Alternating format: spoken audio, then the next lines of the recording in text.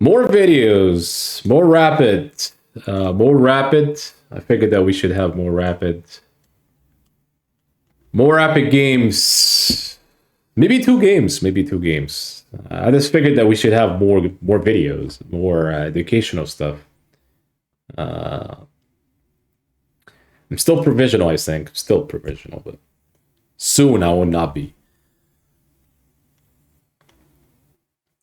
So maybe two games. Hopefully, I get somebody that reasonable player, and we could just do like a game and rematch. Uh, if we could find somebody sometime this year. Oh. 1 week ago. I don't think so. I try to avoid. I try to avoid these people. New players. New players could be legitimate players. There's nothing wrong, but they just need more games. These just need more games. Oh, it's the same guy again. Gladly he aborted. So just to finish my thought, new players doesn't mean they're automatically cheating. They are not. But sometimes people create, especially in lead chess, because it's easier to make accounts. There's no ads, right? It's easy for people to make, like accounts all the time. So this guy is 90 years. I'm assuming this guy is legitimate. But anyways, when people create new accounts, you could be cheating. The most percentage are cheating because they are they don't care if they got caught. They feel like it's a free site. We could do whatever we want to do. I could have a higher rating, close that account, or that account is closed. I mean, I walk by this kind of stuff all the time, even at chess.com, and it happens at every site. It's not just lead chess, and honestly, it's a bad behavior. And that's the reason why when it comes to people who are new, I just give them a chance. It could be a guy that recently joined, and he's a legitimate player. So in no time, he would have a lot of games, and then he could be also a title player. Chances are, there are good chances he might be a title player waiting for the title, for lead chess to give him the title. The tag, I believe. Not the title, the tag. Right? They have the title, but he's just waiting for the tag. And then they are legitimate, right? But there are most situations where these, people just cheat. And that's the reason why I abort fast. I don't really wait. All right, this is actually e5. It's competitive and the English. My opponent playing the English. I don't see a lot of people playing the English, to be honest, which is funny because English is really like a good opening. It's not like it's not. I mean, I don't get a lot of people playing it, so sometimes I play random moves and random ideas. Not many people play it. I think the English has a lot of theory, by the way. It's not like it doesn't, but it's a good opening. If you really, I think people could tie in the English and the Catalan if you want to be like really successful player. You could play both openings. If you're given the chance, people walk into the Catalan through the English, which could be a possibility. So you still play two good openings. So bishop e7, I guess anything here we just trade. Maybe it's equal, yeah. Even if we trade everything on e5, most likely he could push, and I could go back. That's actually okay. Typically, we don't want to go backwards or back to the original square, but sometimes you could easily or quickly enough, you just get your pieces. You get to d7 fast enough. Obviously, if I castle and play h6 and a6, and the knight is sitting on b8 for the next 20 years, then obviously it's a bad idea. But so typically the knight gets involved fast enough on d7. There's also maybe bishop move, knight d7. This specific order would be okay. It's fun. It's fun. It's fun position, though. Bishop d3. I actually not a fan in this line for white because typically in the main English people play let's say bishop g2, almost like a Catalan style, right? And it becomes more interesting. So he plays queen c2. I guess this is maybe bishop d3. We just play knight d7. We're not waiting. We're not waiting for this knight to be, inactive. We want to have active pieces all the time. So if he plays here, maybe knight c5. And maybe it's just bishop e2. I mean, actually predicting bishop e2 is good enough. But in this line, the reason I may not like it a lot for white is because, yeah, I guess e4 makes sense. And I was about to say e4. The reason I don't like this, if you were to play bishop e2, usually the bishop on c1 is like, where this bishop is going to go. So some people play b3, bishop b2, which is actually an English line, right? It's one of the lines. But it feels like a little bit passive for white, this whole setup like this. But e4 is actually interesting. Now the bishop could, claim that he has more activity and he could... But the other bishop also feels like, it's stuck between the pawns. So it's not that active line for white. Because, he's managing to get this bishop, more scope, more diagonals, but the other bishop is not that active. Unless he plays something crazy, like, which is not crazy. It's bishop g2 and some kind of f4, but we just castle. It's fine. The real question is he's going to play here or b4, so h3. A little bit interesting. I mean, I might get hit by g4. That's what's going to happen. We play a5. a5 is very principal move. You want to play knight c5. So he plays bishop b3, but I could still go for this. I mean, here. By the time he does here, the rook would be hanging. If he takes, we could claim the two bishop pair.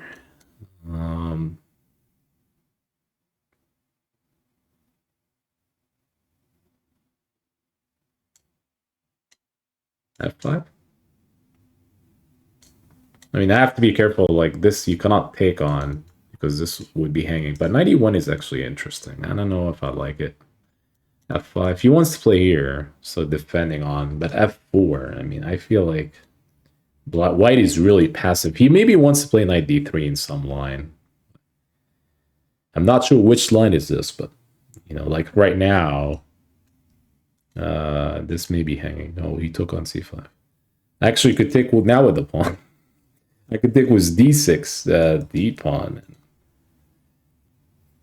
It's funny though. The reason I might take here, which it's actually interesting, the knight could go to d6, but the pawn could be weak. So this one is interesting, but e5 could be really weak. And he could just say, well, here, knight d3, bishop b6, and maybe he could pile pieces on e5 and claim that he could win it. As opposed to the other one, like if you take here, e5 is never weak, right?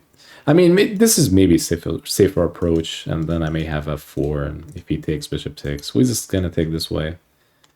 The only reason I consider here is to get my knight to d6, to an active square, and I'm still hitting him with like f4, and where, I'm still attacking e4.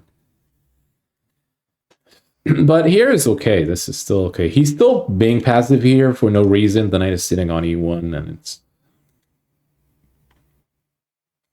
that's where he's getting active. But I don't know if I like this move. So pawn push in chess is really key. I could take and maybe bishop g5. e5 could become a real weakness.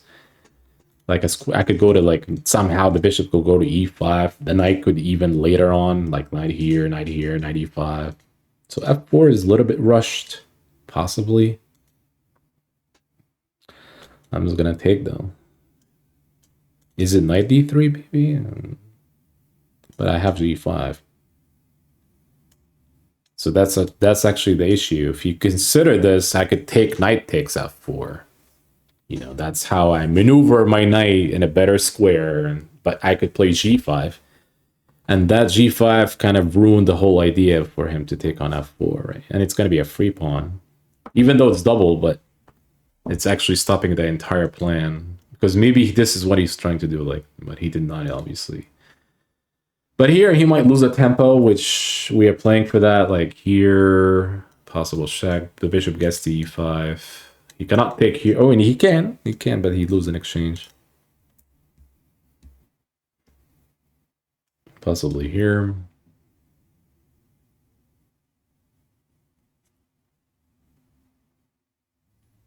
We could check him.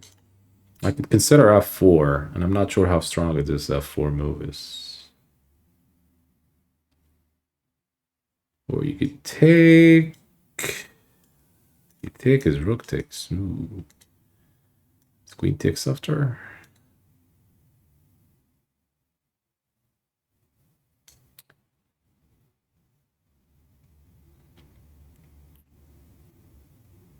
Let's try this. I'm not even sure about it.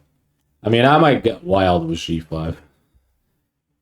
I mean, the reason I'm still not liking white, still like his pieces are not active enough. Black pieces are, you could see that they are shining, right? Shining means like they're actively like, you could see this this is actually a log, this is diagonal's pretty good. The bishop's still having some scope. I could also go back here and here in some line. I mean, depending on how he plays it. The queen could start going, let's say, queen f6, queen h6, g5, g4 ideas. He plays knight here, and it's interesting. I don't know if I'm a fan. He wants to play knight h4, queen takes, knight d2. What happens if I play g5? Does he play... if he plays here, I could play bishop f5, bishop d3. I mean, maybe he wants to play e5. And some kind of 94.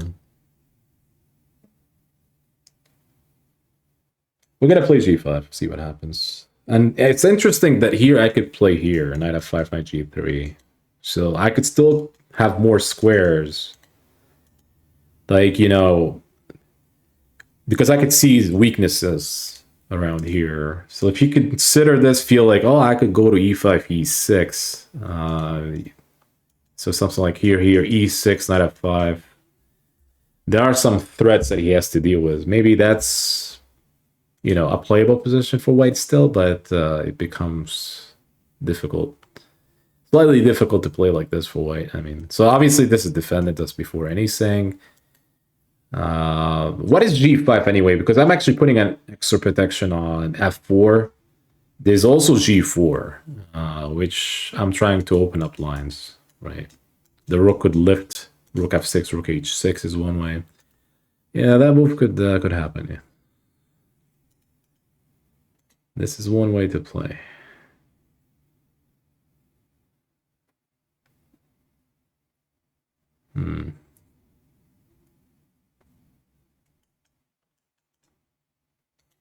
Could he take it though? All right. He's gonna take. So he could say, I'm gonna take, queen d3, rook d1, I could take your pawn. But could I have an attack? Potential attack. So by the time he takes on d4, there must be some attack on the king side. He's probably gonna take.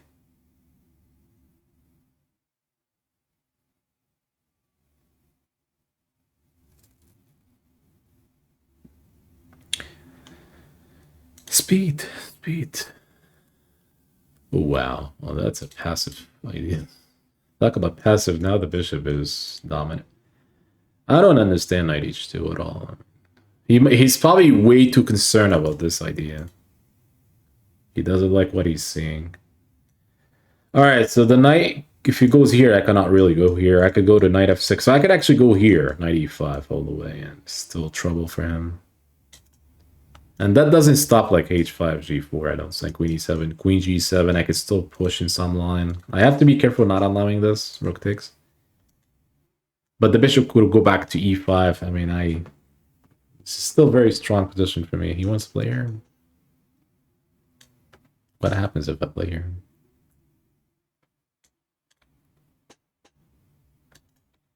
Queen d1. Oh! Oh! This is free stuff.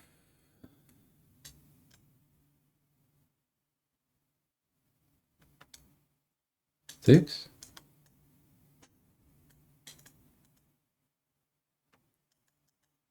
I don't know. We might be stuck somehow. Like Shaq. I don't know, maybe it's a move. Maybe it's a move to play. I did not see it coming though, to be honest. I just have to be careful though. Maybe he could go for knight f3, knight g5.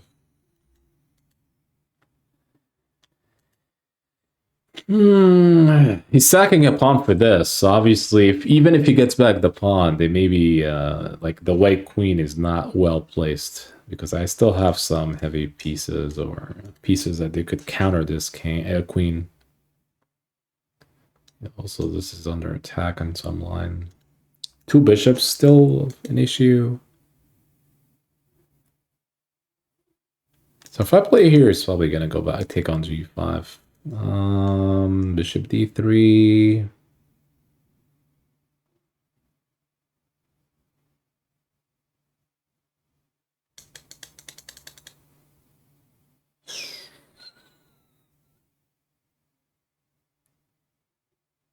All right, let's try. We're gonna do this mate. We defend, takes, queen takes h5. Maybe this is playable though. Knight g4 gets in, he's back, but b2 is gonna be an issue.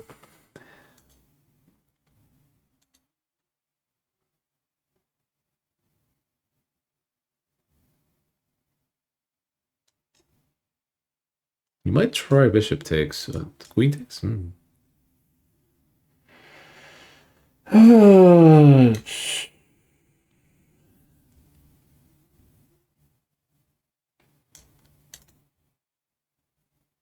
Still have your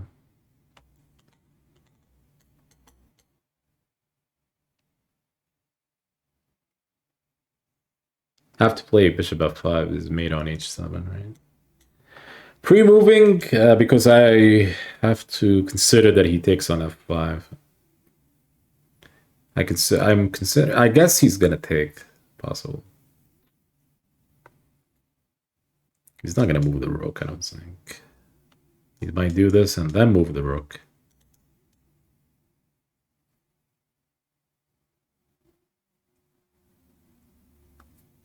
But again, I'm still up a pawn. So this whole thing makes us, if he's doing it and he's still down a pawn, he moved the rook. Ooh. Not sure.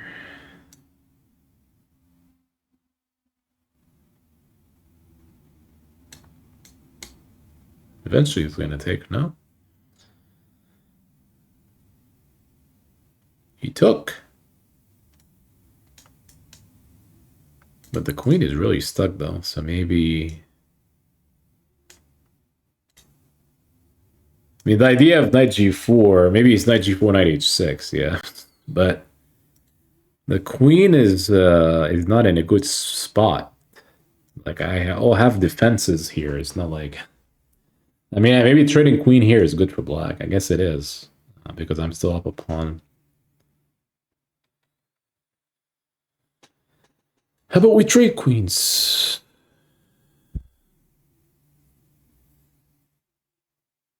Trade. You know, I want to trade. Ooh, he's not trading.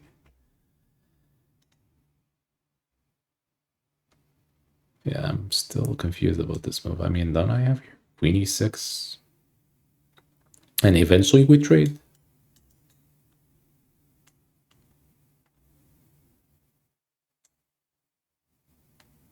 I mean, this is an idea, but we attack this one, possibly here.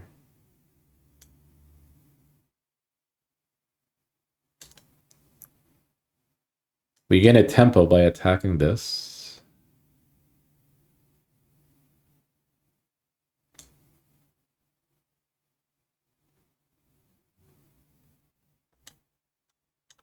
Okay, I have to move fast. Rook here.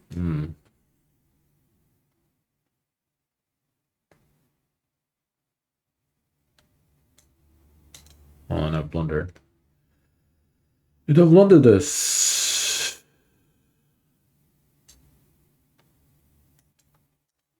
F3 barely holds. Because I'm down on the clock. I'm not down on the clock. But f3 still hangs. I mean, it still holds. I mean, still holds.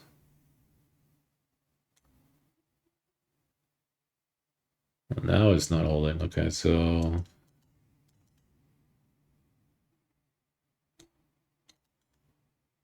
the sack now. Check. Takes. We have a complications knight up here.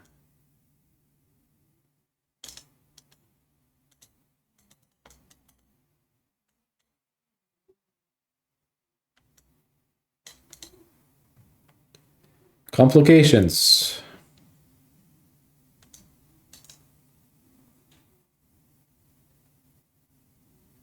Do you move, sir? Do you move?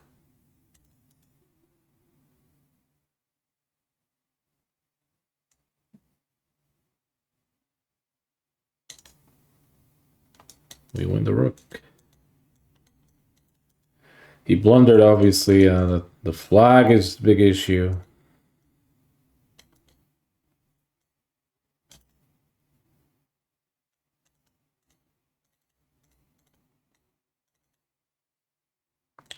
Check. Check. We defending this. We take it. Have to watch out for stalemate. There's mate, actually. Checkmate. Checkmate. All right. We give a rematch. If he accepts, we play. If he doesn't accept, we probably stop here, but he doesn't accept. All right, we're going to stop here. This is really strong game, though. Strong game. I mean, you know, that's the reason why I keep telling people that rapid games are still fast. You can still believe, you can still see that this game is, you know, basically end up being like a bullet game.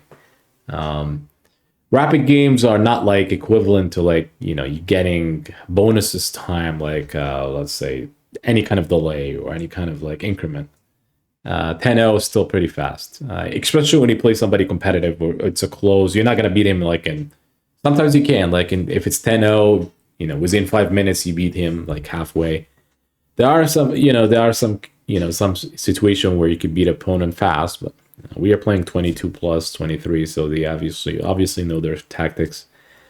But this game is, you know, obviously there was still some.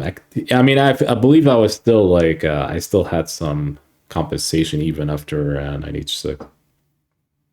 But actually, black was active throughout the game, so I actually feel like it's, you know, I should have won anyway because of white being a little bit inactive in the opening and somehow in the middle game. But it's a good game. It's very educational stuff. I mean, I'm explaining my move as I go along. The games typically when I play strong, like, you know, in the classical, like if I'm playing at the classical times, things will be a lot stronger because I'm seeing more ideas, some patterns. But obviously 10-0, 5-0. But rapid still like easier to explain the moves as I go along. It's better than blitz, right? 3-0, it's just hardly difficult to to keep up. You know, just to, you know, share ideas because I might just lose on time, right? But this is like something that for you guys to see, like the thinking process, what I'm looking at, like what kind of lines, why not this move, why this move, you know, why this move is active, why this move is not active. So this kind of stuff would help people comprehend and, you know, learn how positional chess work and what kind of squares you're looking at, and, you know, why did you want to take on e5. I mentioned like e5, like, yeah, I put a bishop on e5, I could have put a knight, and I mentioned why a knight would be better than a bishop. So this kind of stuff, the imbalances between positions, it takes knowledge and time to play, and you know, knowledge what, you know, what piece you need to put in specific square and why, right? So that becomes, that actually, this kind of stuff, the more you watch, the more you learn, from me and from others as well. I actually believe, my own opinion is watching different stuff, different, you know, content creators and different players is actually good, you know, as opposed to watching only one person. I actually like watching a lot of people myself for learning purposes, like Nakamura, Gossip Chess, and everybody else. But it doesn't hurt to like watch a lot of people. When you learn, everybody has information that they may have a way, even, I forgot to mention some names, but I just don't want to leave anybody. But the idea is pretty simple. It's actually, everybody has an experience in a certain way, even including myself. And I may have some information that I'm sharing in a certain way that it could be appealing to certain players. And you might be looking at somebody else. You may have different information, different way of explaining. So when you combine everybody, when you watch more people, you get information for each person, right? And that's how you learn. And that's actually how I learned myself. I mean, I did not, when I improved my game, I did not really improve based on like looking at Magnus' game or Kasparov game. I just looked at different people, including different masters. Like it doesn't have to be like I'm watching like just one specific player, like top 10 in the world. So in order to learn how positional chess work and how dynamic play, and there's also something called like a positional sacrifice that sometimes I do, sacrificing a piece that doesn't have to be a tactical. There are a term that we call like positional sacrifice. Like I used to do this in some OTB games where I sacked my rook for a knight, and for a couple, not just for a couple of pawns, but for taking control over squares. And this kind of stuff really is learning experience when you see it. I mean, I haven't done it a lot here, but it usually depends on the position, right? It's not like randomly you sack, you just sack and exchange all the time. But anyways, the point being is actually explaining the moves is really key. It's a sinking process for people to learn, and we're just gonna keep doing more of this, and for people watching and learning purposes, educational and entertaining and everything. Bring your friends. You guys are not bringing your friends. Bring your friends, family to watch. That's going to be learning experience for you and anybody else, even for people who want to be 2100. They are 2100. They want to be a master. So that's also appealing to them and should be a learning experience. All right, folks, we're going to end it here. More videos to come. More entertaining, and also more competitive. We also, I may just have like more competitive games as well, even against grandmasters. So just follow the channel and enjoy. All right, folks. See you by the next video.